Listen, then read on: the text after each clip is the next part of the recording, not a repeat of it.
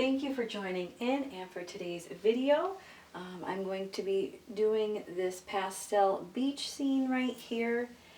And for starters, I will go over really quick.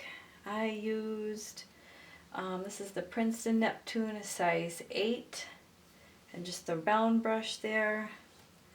And I did use this big flat one. This is the 3/4 Princeton Neptune,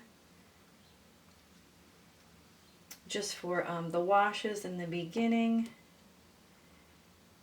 And then I use, this one is just a size 12, the Princeton Neptune. Again, just the round tip there. So if you have anything similar to these brushes, you'll be good to go. Let's see, for paper, this is just 8 by 8. I like the square, or sometimes with the ocean pictures, I know people do like the little circle, so that's cute too. That certainly doesn't matter. And for the paints, I use the Art Philosophy, just because I have some of their pastels. I don't have the full set. And let's see here. I used like a watered down purple from the Tropicals, the like that light baby pink, a little bit of the seafoam green there, of course the yellow, a little bit of that turquoise blue, a tiny bit of orange, and I think that's about it. So again, anything that you have similar to these colors, you'll be good to go. And a lot of the motions are very repetitious, so I keep doing the same thing over and over. So I'm explaining here in the beginning, but I'm not going to do a whole lot of talking throughout the video, because you can clearly see how just the water goes down first. And a tip with that, sometimes even myself, I catch myself doing it, that try not to put down too much water, because you'll see even after you like let it dry, or you can blow dry it too, it'll look just like everything the same, like everything kind of just blended together too much, or you may have like little puddles. So you can try to take it easy with the water. And then I started off with the pink, but just like little strokes, circular or even like a C shape. And then get them with the water so you don't have any harsh lines. But you do, another thing with the watercolor is you want to make sure that you're blow drying or allowing for, you know, some air dry time in between your layers. That's a beginner mistake even I used to do a long time ago, or sometimes even now if I'm in a hurry, but trying to do too much at one time and then everything just looks like a mess. And even like these layers in through the sea here and the clouds, I probably stopped and allowed for drying time at least 3 or 4 times. So just keep that in mind. It's not gonna boom, like bam, just you know, just magically I'll be looking good here. So it does take some time. So don't, you know, try not to get frustrated if you're like, oh, mine doesn't look like that. You gotta breathe and you'll get there. Okay? So now I think we covered all the supplies and some of the motions here, and if I forget anything I'll put an insert. And yeah, so we're going to jump right into the painting.